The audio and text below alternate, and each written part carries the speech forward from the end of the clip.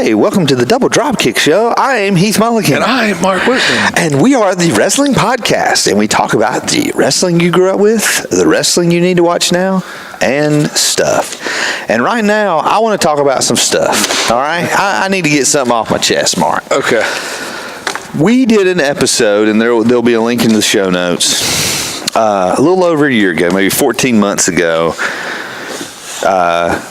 Captain America Steve Rogers #1 comes out. Okay. And it's this big deal that at the very end, Steve Rogers throws one of the good guys out the plane and he says, "Hail Hydra." Mm-hmm. And, oh man, the internet explodes. I went to the comic book shop and bought the issue just because I needed to read it. That's right. And it was like, oh my goodness. Just what any great heel turn does. It'll pop business. Yes. And so we recorded an episode about that, and then when issue 2 came out, we also recorded it's called the Captain America heel turn that wasn't.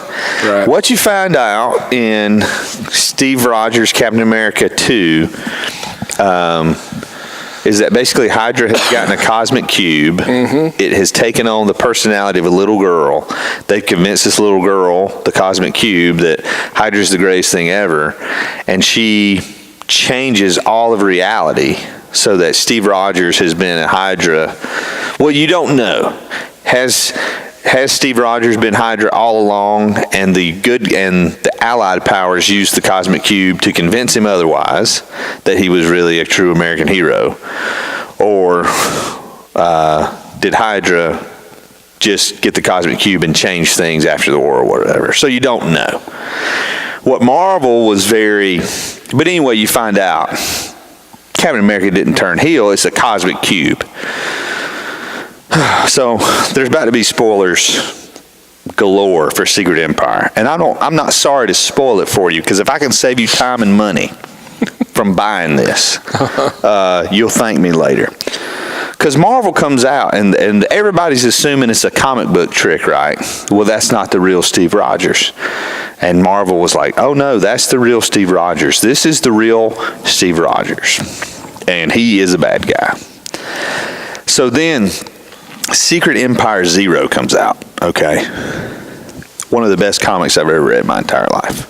Because what if Captain America's a bad guy? What if Captain America is the puppet master, pulling all the strings? And he's manipulating everything, and you just see his plan coming together, and then it gets to that page where it's just like, oh crud. Oh crud. And they just realize, oh goodness. And Captain America's the bad guy. The first couple of issues are really good. So it's Secret Empire's 10 issues. I mean, it's the 0 and then 10. And the first couple of issues is, Captain America taking control of America and taking control of the world, and he is a dictator, and S.H.I.E.L.D. has voted him these emergency powers so that he can be in charge. Like, they have made him the leader of America, unwittingly. And this is the problem, though, okay? I remember one of the issues, you get to the last page and you see like a disheveled Steve Rogers, and you can tell it's like in a different dimension. And he's got a beard and he's like, where am I? What's going on? And it's like, okay, what's going on? So you were saying the same thing he was saying. He's going, hey, where am I? What's going on? Right. And then you see it and you go, hey, where is he? What's going on? And I've talked about it before. Again, we did an episode after Civil War. They killed Captain America. And Captain America Reborn is the worst mainstream comic miniseries ever. Mm-hmm. Start to finish, it's complete and utter garbage. It's ridiculous. I mean, I'm a comic book fan, and I'll suspend my disbelief. I have never, ever, I don't think, read a Captain America storyline that was any good. The problem is they're trying to force, Captain America is the Roman Reigns of comic books. You know what I mean? Yeah. Like, they're trying to, everybody wants Like the Marvel, they want the Marvel Civil War stuff to include Fantastic Four and the X-Men, and they can't do it because they don't have the rights to it. So they have to force these B and C and D level characters on it. They have to make me believe that Hawkeye is a big deal in the Marvel comic universe just because they can't get the rights to Wolverine and Cyclops. Right. So all these Captain America's Roman Reigns, man. Yeah. So you get to, and this is the problem with comics a lot, is you have this really long drawn out story, and in the last 3 pages, everything comes together nice and neat. When Marvel did Secret Invasion, I want to say it's 7 issues. At the end of issue 6, they're getting ready for this big, huge battle. And it's like, spend 6 issues getting there, and then the battle actually lasts 3 panels. So you end issue 6, the battle is on. Issue 7 starts telling you how the battle went. Right. There is no battle. Like, it just tells you. Is this the same? We're still talking about the same comic? No, I'm just saying. You jumping around. What I'm trying to say is that's what they do in Secret Empire. So Secret Empire, somehow the cosmic cube gets broken into pieces. So everybody's trying to find these pieces of the cube, and Captain America is manipulating the heroes to go look for pieces that aren't there. Because he's trying to get the cosmic cube, and then he's going to just be basically God. Right. So that's the problem, first of all, okay? God is the problem. No, God is not the problem. Okay. No.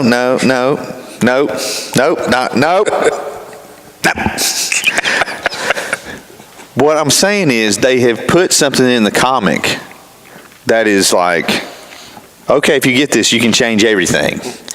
It's like it's so lazy. Right. And so then they even on top of that, okay, so the heroes, they're totally out of luck. They need this piece of the cosmic cube. They can't find it. It's the only way to beat Captain America. And I know what you're going to say because you've told me about this. And Marvel has painted themselves into a corner of like, man, we made Captain America a bad guy. People don't really like Captain America being a bad guy. Who would have thought? So they go and they're going to break. There's some heroes that have been in prison, so they're going to break them out. And they get there and they're already broken out. And one of the guys, his power is he can literally vomit. Anything he imagines, he can vomit. How convenient. How freaking convenient. I remember you telling me that. So sure enough, they're like, oh, you can. He vomits. You know what we need right now is a piece of that cosmic cube. Oh, well, heck, hang on just a second. That's exactly what he does. He vomits up a piece of the cosmic cube. And it's like, what in the world? Mm-hmm. So then they use that piece of the cosmic cube, and as Captain America's there, and he's got his cosmic cube, and he's about to just have all this power and just destroy everybody. They shoot the Ant-Man and somebody else have shrunk down. Mm-hmm. And what you realize at this point is this Steve Rogers that you've been seeing in this other dimension. He's in the cosmic cube because the cosmic cube is this little girl, and she realizes, oh, Hydra's bad guys. Oh no, what do I do? So she has imagined Steve Rogers in the cosmic cube. So he is a figment of her imagination. All right, and so they realize he's in there. So they use their little piece of the cosmic cube to combine with the other one, and they go in there and basically pull the Steve Rogers in the cosmic cube, who's a figment of the cosmic cube's imagination, and they pull him into reality, and he becomes real. So when they tell you that Steve Rogers is a really bad guy, it's just like, oh man, how do we get around this? Hey, let's just use the cosmic cube to create another Steve Rogers who's still the real Steve Rogers, and let them fight. And it was the laziest storytelling. It was so maddening. It was just like, it just made me sick, man. It was just like, for like the first 2 or 3 episodes, like I am really into this. Like, oh man, this story is amazing. And you see these heroes and they're all in despair because it's like Captain America. You can't beat Captain America. And It was just terrible. And like, Marvel, you're not getting any more of my money. Like, you're just not. Are they getting any of your money anyway? Yes, because there was a couple of the issues I didn't want to wait on, and I'm like, I could go ahead and, so that's the thing, man. It's just, and that's the difference between Marvel and DC right now. Marvel could stop making comics today, they'd be fine with their movies. DC should probably stop making movies. Right. Yeah, but their comics. Yeah, they're telling great comic stories. And they're doing some things in the comics that are just great because they're getting back to the core of who their characters are. And I think Marvel doesn't know who they are. I do. I just said what I've been saying. This is the problem since you and I started talking about comics on the show. Is they're writing comics to inform their movies, so they're not giving any good storylines to the characters that they don't own anymore. Well, that's characters that people care about. Right. Like me, when I was watching reading comics back in the 80s and the 90s, it was Wolverine, it was the X-Men, it was the Fantastic Four, and they're not telling good stories with them anymore because they don't want to waste their good stories on the characters that are not in their movies. And nobody cares about the characters that are in their movies as they relate to comic books. Yeah. And Marvel has tried to launch a lot of, but even the characters that they do own, they're making Captain America a bad guy. It's like even the characters they do own, because they spent 30, 40 years not writing for those characters. Those characters got the secondary stories. Right. They didn't get the best stories. And now they're having to figure out how to write for those characters because it didn't matter how they wrote for Captain America before because nobody read Captain America. No, that's probably true. So now they have to figure out how to write for characters that they haven't had to worry about for years. The thing with Marvel is they've painted themselves into another corner in that the only thing that sells for them is these big series, right. These big crossover events that. And to be honest, that's the only thing I've been reading. I haven't been reading the individual comics. I only read, I've been reading, Captain America, Steve Rogers, and Secret Empire because they really tied in together. I couldn't keep up with it, dude. Remember last year when the Reborn came out, or Rebirth, and I was like, man, I'm going to follow this.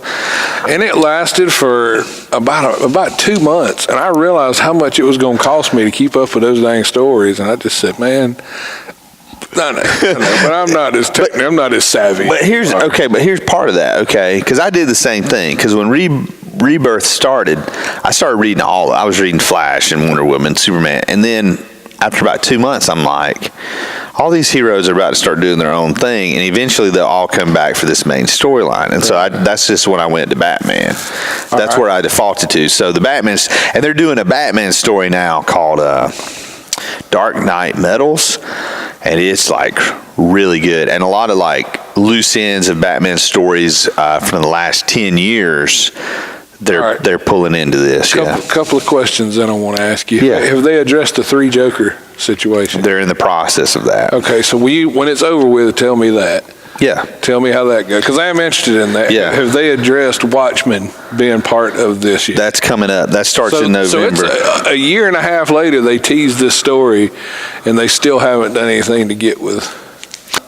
So, no, they've left some they've done certain things to remind you of, hey, this story's coming up. And I'm really excited for that. I think they're calling it, not Doomsday Hour. Something like that, but it's going to be now. They just revealed 0 Hour. No, wasn't that what it was called in the? That was one. No, no, there was a series called 0 Hour. It was like the Doomsday Clock or something. Doomsday Clock. That's the name of it. Doomsday Clock. So they just revealed there's been this guy behind the scenes, Mr. Oz, who has been capturing different people.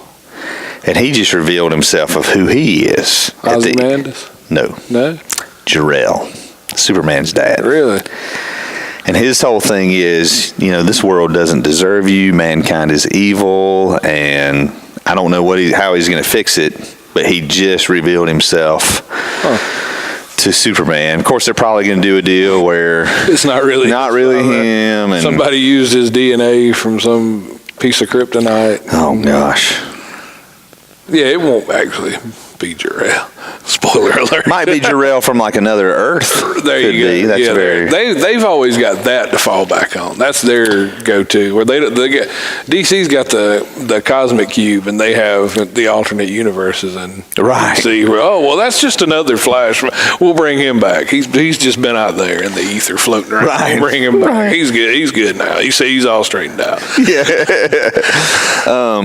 But no, for me, so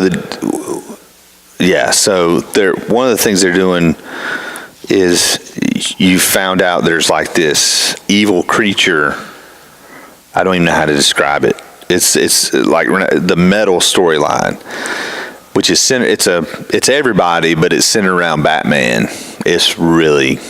It's explaining a lot of things that happen, the real reason for the Court of Owls, what their real purpose is.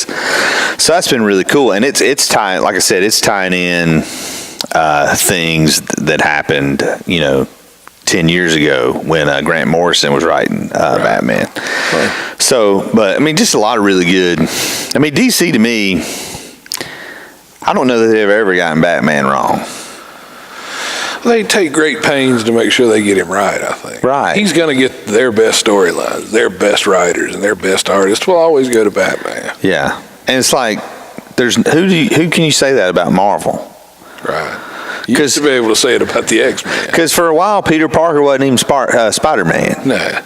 And right now, Tony Stark is not even alive. Like, it's a Tony Stark artificial intelligence who's doing everything. So it's like, there's another knock against Secret Empire. So at the end of Civil War II, you're going to kill off Tony Stark. So Tony Stark's not out of the picture, but yet he is in the picture because it's artificial intelligence. So it's like, you can't have it both ways. Either Tony Stark's out of the picture or he's not out of the picture. Right. So don't come back and tell me, well, Tony Stark wasn't a part of that. Well, yeah, he was. And here, I think, and I could be wrong about Marvel, but they had this big push for diversity. Right. Where they kind of wanted to get rid of him and have a female be in. Yes. They're getting rid of Hulk, and we'll have it was an Asian American or something. He became the Hulk. Why not?